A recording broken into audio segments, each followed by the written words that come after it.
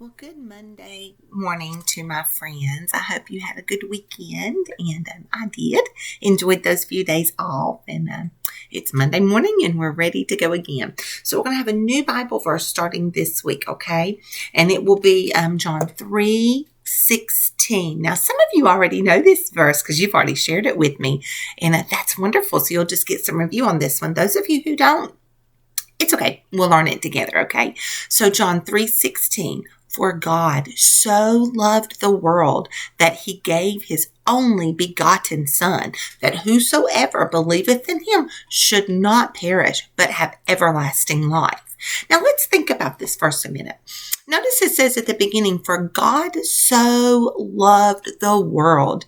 Now, when it says God loved the world, he's not talking about the mountains and the trees and the oceans and rivers. Now, God's pleased with those things. He made them and he said it was good when he created them. But when he says he so loved the world, he is talking about people. He's talking about you. He's talking about me. He's talking about every person who has ever lived and every person that will ever be born. He so loved the world. What did he do? He gave. God loved us so much, he gave. He didn't give money. He didn't give prize. He gave a gift. His only begotten Son. And what did he give him for? That whosoever believeth in him should not perish, but have everlasting life. God sent his Son to die for us, to pay for our sin. So when you think of John 3:16, remember that. Say that with me. For God so loved the world that he gave his only begotten Son, that whosoever believeth in him should not perish, but have everlasting life. Boy, what a blessing. What a gift that is. That scripture sure says a lot. Now, you work on that every day, okay? And your first test will be on Friday. Now, last week we started talking about the church after Jesus went back to heaven. And remember, he gave his disciples power and they were able to heal people and they started spreading the news of Jesus. So after Jesus died, his word didn't stop.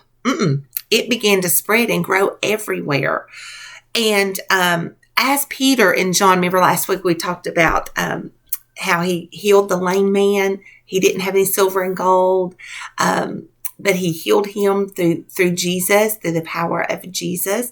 Well, after Peter, John, and the other disciples continued to teach about Jesus, more and more people were added to the church. More and more people were getting saved. But those Jewish leaders and those priests in the temple, they didn't like it. They still didn't like it. Their attitudes had not changed at all.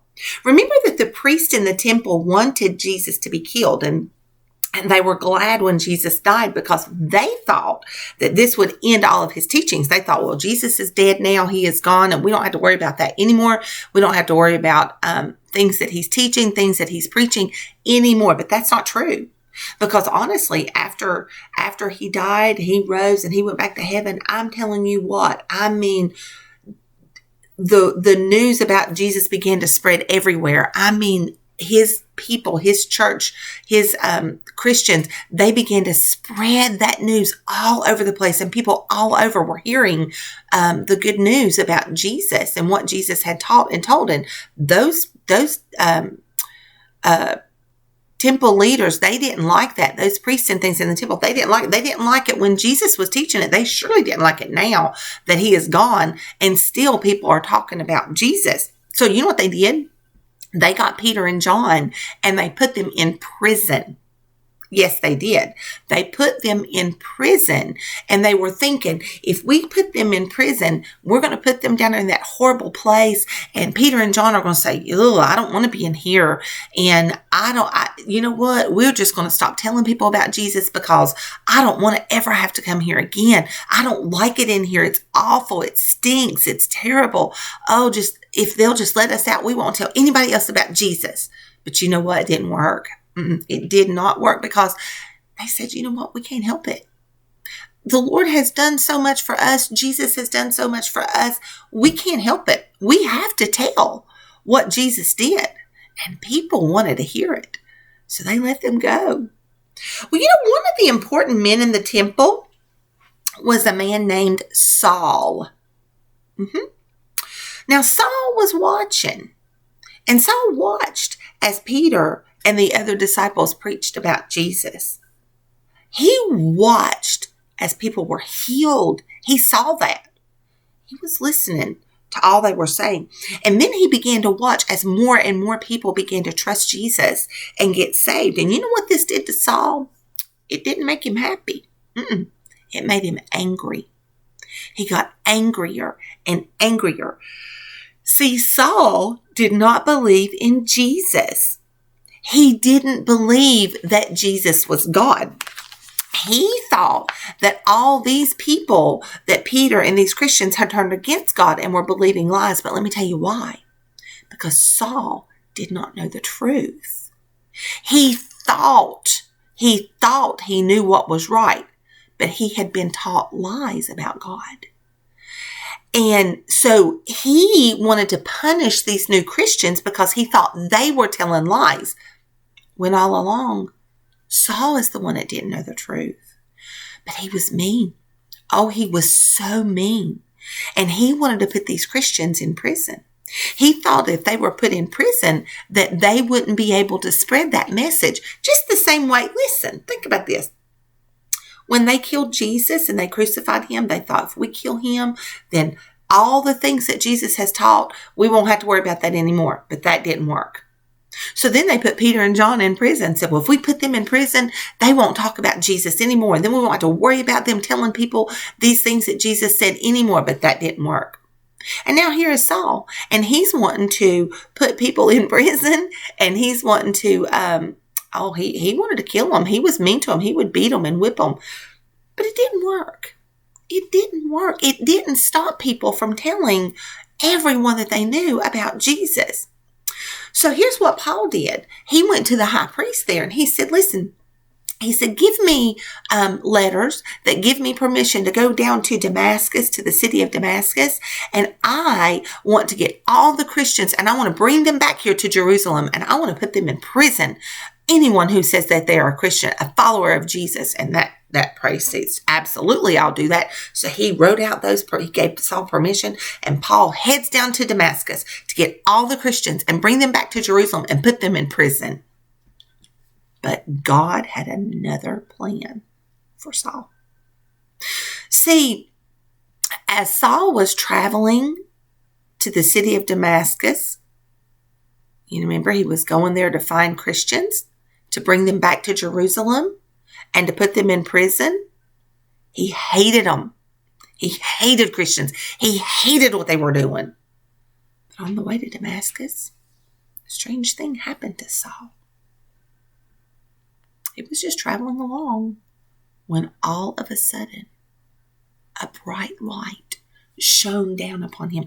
It was brighter than the sun. When that light shone upon Saul, he just fell down to his knees. And he heard a voice. And that voice said, Saul, Saul, why persecutest thou me? In other words, Saul, why are you fighting against me? And Saul said, he couldn't see. He was so bright. And he said, who art thou, Lord? Notice what he called him. He called him Lord. And you know what that voice said? He said, Saul, I'm Jesus. I am Jesus, whom you persecuted. In other words, I'm the one you're fighting against, Saul. And Saul said, what would you have me to do? And Jesus told him, he said, I want you to get up and go on to Damascus. You go to Damascus and you wait there until I let you know what to do next. And then the light went away. Now, there were people traveling with Saul. He wasn't by himself. And they saw that light too. And they heard a sound. But the voice was for Saul. They didn't hear words like Saul did because Jesus was speaking to him. But when that light went away, they went to help Saul get up, and guess what? Saul was blind. He couldn't see. He was blind. And they helped him, and they went on to Damascus.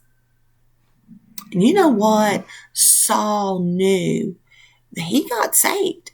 He met Jesus. Think about that. He met Jesus. Jesus changed his heart because you know what? When he got to Damascus, he went there and he would not eat. For 3 days, he did not eat.